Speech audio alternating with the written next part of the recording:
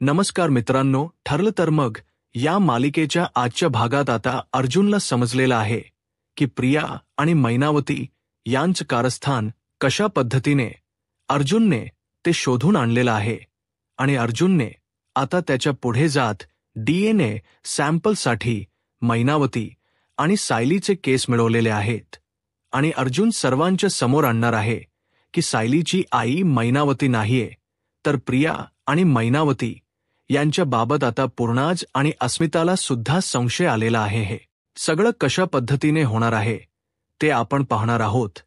खरंच आजचा भाग पाहण्यासारखा आहे, खूप छान आहे, तो नक्की पहा। शेवटपर्यंत व्हिडिओ नक्की पहा। इकडे आता अर्जुनने सांगितलेलं असतं की पूर्णाजी कपड्यांच्या घड्या तर घातलेल्या आहेत, पण यातून आता जिंकले कोण हे कसं ठरवायचं। तेव्हा पूर्णाजी म्हणत असते की आता बघ, ह्या घड्या घातलेल्या आहेत त्या म्हणजे अस्मिता आणि कल्पनाने घड्या तर व्यवस्थित घातल्यात, पण त्यांनी रंगांचा विचार केलेला नाही। इकडे आता मैनावती आणि सायली यांच्यामध्ये मैनावतीने आणि तन्वीने कशा घड्या घातल्या ते बघ। इकडे प्रतिमाच्या पण ग्रुपमध्ये तन्वी होती, तीन पण तशाच पद्धतीने घड्या घातल्यात आणि इकडे मैनावतीने पण तशाच घातलेत, त्यामुळे त्या दोन्ही टीम बाद झालेल्या आहेत। त्याचबरोबर महत्त्वाची गोष्ट लक्षात येते का ती म्हणजे की त्याने सगळ्यात चांगल्या घड्या घातलेल्या आहेत, त्या म्हणजे सायली आणि प्रतिमानी। मग अस्मिता म्हणते पण त्या दोघी जण एका टीममध्ये नाहीयेत ना। मग फायनली आता विनर घोषित केला जातो, ते म्हणजे अस्मिता आणि कल्पना। या दोघींनी खूप छान अशा घड्या घातलेल्या नसल्या तरीही बऱ्यापैकी व्यवस्थित घातलेल्या आहेत, म्हणून स्पर्धेची विजेती ठरलेली असते ती म्हणजे अस्मिता आणि कल्पना। तर आता पुढचा राऊंड अर्जुनला प्रश्न पडलेला असतो की हे असं कसं काय झालंय। अर्जुन म्हणतो की खरंच मला कळतच नाहीये की सायली आणि प्रतिमा त्याचं वागणं सगळं एकसारखं आहे आणि इकडे अस्मिता म्हणत असते की मम्मा आपल्याला पुढचा पण राऊंड जिंकायचा आहे असं अस्मिता सांगते। तेव्हा मात्र आता पुढचा राऊंड खूपच जबरदस्त असा असतो, त्याच्यामध्ये या सगळ्यांची वाट लागणार असते आणि त्याचवेळी इकडे प्रिया म्हणत असते की नाही, आता पुढचा राऊंड तर मीच जिंकणार आहे। नक्की काय करायचं आहे हे ठरलेलं असतं आणि त्या पद्धतीनेच त्यांची कामगिरी चाललेली असते।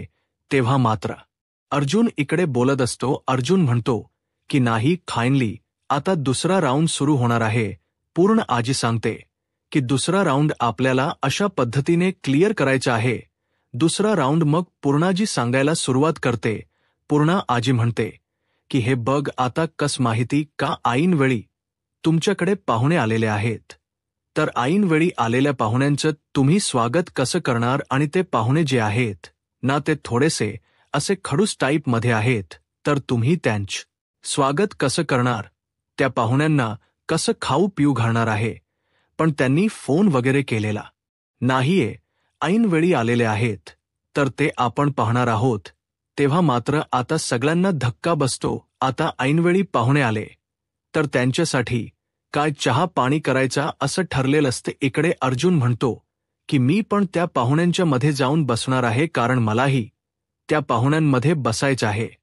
आणि मग अर्जुन सांगतो की चालेल पूर्णाजी, आता बघूया या राऊंडमध्ये कोण जिंकतंय असं अर्जुनने ठरवलेल। असं अर्जुन म्हणतो की मला जे पाहिजे ते कसं मिळवायचे आहे ते मला बघावंच लागणार आहे, अशा पद्धतीने अर्जुनने ठरवलेलं असतं आणि मग अर्जुन त्या पद्धतीने तिथे राहून लावून बसलेला असतो आणि तोही आता खडूस पाहुण्यांमध्ये असतो। तो म्हणतो की आम्ही एवढे लांबून आलेलो आहोत, आम्हाला सगळं व्यवस्थित असलं पाहिजे असं वाटते आज, अर्जुन सांगतो। तेव्हा मात्र प्रिया म्हणते की फोन करून यायचं ना, कळवायचं ना। मग त्याचवेळी तिथे असलेली मैनावती म्हणते हो, कळवून यायचं ना, तुम्ही न कळवता कशासाठी आलात। आता तुम्ही न कळवता आलाय याच्यामध्ये आमचा काय दोष आहे ना, आता तुम्ही कळवून आला असता तर हे घडलंच नसतं असं मैनावती बोलत असते आणि सेम प्रिया तसंच मग येताना खाऊन येच होत। इकड ठीक आहे। सदाशिव लोखंडे म्हणतात की हो बरोबर आहे, आम्ही न कळवता आलो, पण आता आम्हाला भूक लागली ना आम्हाला काहीतरी मिळेल का? तेव्हा ते म्हणतात की हे बघा, आम्ही चहा देईल. सायलीची आई म्हणजे मैनावती म्हणते की आम्ही फक्त चहा देईल. तेव्हा सायली म्हणते की अहो नाही, मी बनवते काहीतरी.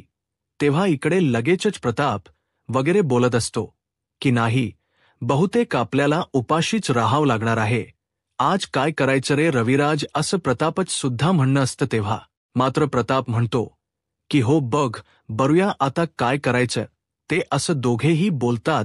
तेव्हा सायली म्हणते अहो काळजी करू नका, मी तुम्हाला ना कोकम सरबत देऊ का? तोपर्यंत कल्पना तर म्हणालेली असते की डाळ खिचडी करेल, पापड तळ भाजते, असा मेनू बनवेल. इकडे मैनावतीने सांगितलेलं असं की चहा करेल. प्रियाचंही म्हणणं असं की ऑर्डर करता येईल, मी तर काही बनवू शकत नाहीये. आणि सायली म्हणालेली असते की मी बनवते तुमच्यासाठी. आणि मग सगळेजण जातात आणि कोकम सरबत घेऊन येतात. कोकम सरबत आणून दिल आणि कोकम सरबत दिल्यानंतर अर्जुन आता कोकम सरबत पितो. तर कोकम सरबत सायलीने केलेलं असतं, ते छान केलेलं असं पूर्णाजी सगळं पाहत असते.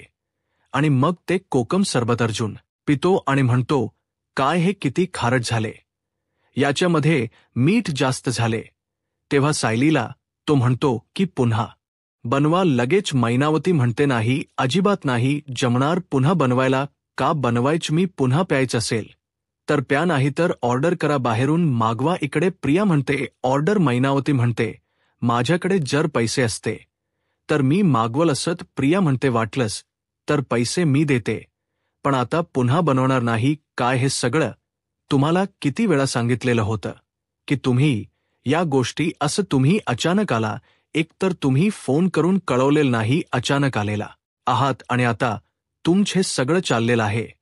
तेव्हा मात्र इकडे मैनावतीच आणि हे जे वागणं आहे ते पाहून तर धक्काच बसलेला असतो. अर्जुन पाहतच राहतो, कारण प्रिया आणि मैनावती दोघीही एकसारखंच बोलत असतात. त्यांच्या वागण्या बोलण्यात साम्य असतं. त्या दोघी जणी एकसारखं कसं बोलतायत हा प्रश्न पडलेला असतो. आणि तेव्हा मात्र इकडे प्रतिमा सुद्धा पाहतच राहते. प्रतिमा म्हणते की अहो असं काय करताय, आम्ही बनवायला घेतो ना काहीतरी. सायली म्हणते अहो काळजी करू नका, मी तुमच्या सगळ्यांसाठी ना पुरी भाजी करणार आहे. आणि आता मी सरबत बनवताना बटाटे सुद्धा उकडायला लावलेले आहेत, असं इकडे सांगितलं जातं. तेव्हा मात्र आता सायलीकडे सगळेजण पाहत असतात, कारण सायलीने ज्या पद्धतीने पाहुण्यांचं स्वागत करायची तयारी केलेली असते त्या पद्धतीने या सगळ्या गोष्टी घडत असतात. तेव्हा मात्र सायली त्यांच्याकडे पाहते. प्रतिमाला सुद्धा खूप छान वाटलेलं असतं. प्रतिमा म्हणते की मी आहे ना, मी करेल सगळं, म्हणजे काहीच प्रॉब्लेम नाहीये. कणिक तर मळलेले आहे सायली, आणि मी पुया बनवायला घेईल, भाजी बनवून होईल, बटाटा तर झालेला आहे. ह्या सगळ्या गोष्टी घडतात आणि तेव्हा मात्र रविराज प्रताप तिथे असतात. आणि मग अर्जुन पाहतच राहतो. प्रियाचं बोलणं वागणं सगळं सेम झालेलं असतं. मैनावती सारखं आणि अजून म्हणतो की हे कळतच नाहीये मला नक्की काय घडते, कसं करू मी. सायली तर इकडे खुश असते. मैनावती म्हणते की कशाला करायचं एवढं सगळं, त्यांनी एकतर कळवलेलं नाही आपल्याला, आणि कशाला त्यांच्यासाठी एवढं सगळं जेवण बनवा आणि हे सगळं करा. कोणी सांगितलं एवढं करायला कल्पनाला? कल्पना तर म्हणालेली असते की इकडे अस्मिता म्हणते की मला तर काय जमणार नाही, मी तर काय करणार नाही, असं अस्मिताने पण स्पष्ट सांगितलेलं असते. सायलीची तयारी असते, त्याचबरोबर प्रतिमाची तयारी असते. मैनावती आणि प्रियाने तर वाटच लावलेली असते. तेव्हा अर्जुन म्हणतो की नीट बोलायचं. तेव्हा प्रिया म्हणते की हा नीट बोलायचा गेम नाहीये. अश्विन पण प्रियाकडे पाहतो. खरं तर अश्विनलाही धक्का बसलेला असतो की ही नवी अशी कशी बोलते. तिला तो म्हणतो की तू घरी आलेल्या पाहुण्याशी असं बोलणार आहे, त्यांना असं वागवणार आहेस, कळते का तुला? तेव्हा ती म्हणते अरे गेम आहे रे हा, आणि ते पाहुणे खडूस आहेत ना, मग त्यांच्याशी कसं बोलायचं असं प्रिया सांगत असते. तेव्हा मात्र इकडे पाहायला मिळते म्हणजे प्रियाच्या या वागण्यामुळे खरं तर सगळ्यांनाच धक्का बसलेला असतो. तेव्हा इकडे रविराज म्हणतात की जोपर्यंत प्रतिमा आणि सायली आपल्या सोबत आहेत ना तोपर्यंत कोणी कधीच उपाशी राहू शकणार नाही बघ. त्यांनी छान असा मेनू ठरवला आणि तो करायची तयारीही दाखवली. अगदी मनाप्रमाणे गोष्टी केलेल्या आहेत हे सांगितलं जातं. आणि त्याच वेळी इकडे सायलीने बटाटे उघडायला टाकलेले असतात, कोकम सरबत दिलेलं असतं, पीठ मळलेलं असतं. या सगळ्या गोष्टी घडत असतात.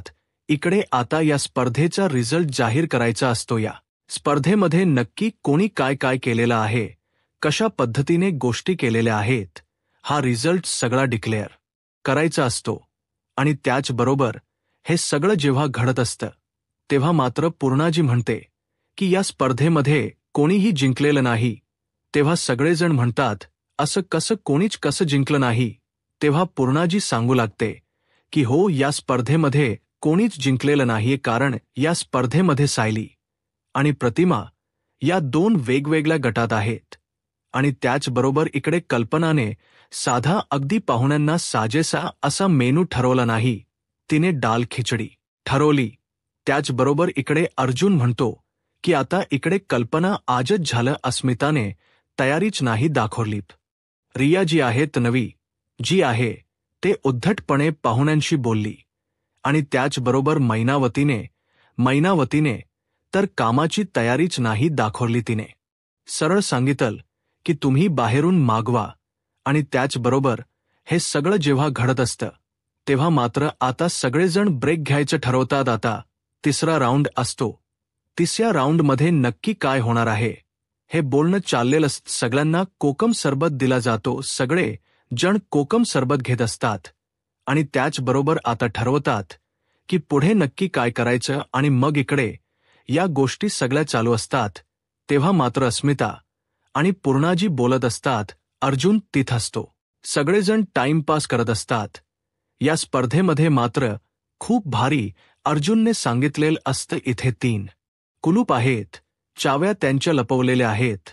पटकन कोण आधी चावी शोधेल आणि गुलप उघडेल ती या स्पर्धेची विनर असणार आहे. अर्जुन त्या दोघींच बोलणं ऐकत असतो. इकडे अस्मिता म्हणत असते की पूर्णाजी, तुझ्या लक्षात येते का, बघ ना कसं आहे माहितीये का हे सगळं जेव्हा घडतंय तेव्हा मात्र इकडे अर्जुन पाहतो. अर्जुन म्हणतो जे मला दिसतंय ते बाकी सगळ्यांना पण दिसतंय. याचा अर्थ याच्यामध्ये काहीतरी तथ्य आहे आणि त्यामुळेच या गोष्टी घडत आहेत. नक्कीच याच्या मागे काहीतरी असं दडलेलं आहे ज्यामुळे या गोष्टी आपल्या समोर येत आहेत. मला नक्की शोध घ्यावा लागणार आहे.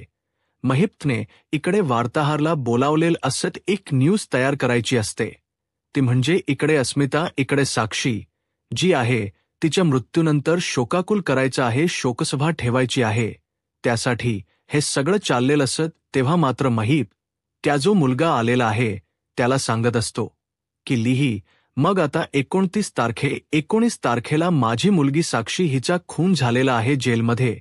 मग इकडे नागराज म्हणतो की असं लिहायचं. मग तो म्हणतो की अरे तसं नाही लिहायचं, ऐक जरा काय सांगतोय मी ते. मग पुन्हा सांगितलं जातं. महिप्त म्हणतो की 19 तारखेला माझी मुलगी साक्षी महिप्त शिकरे हिच्या जेलमध्ये मर्डर झालेला आहे. नागराज म्हणतो अरे मला सांग, साक्षी गेली आहे त्याच्यासाठी आपण शोक सभा ठेवतोय, मग हे सगळं असं लिहिलं पाहिजे का. महिप्त अरे असं नसतंय रे लिहायचं शोक सभेला, तुझ्या लक्षात येत का नाही असं महिप्तला तो समजावं लागतो.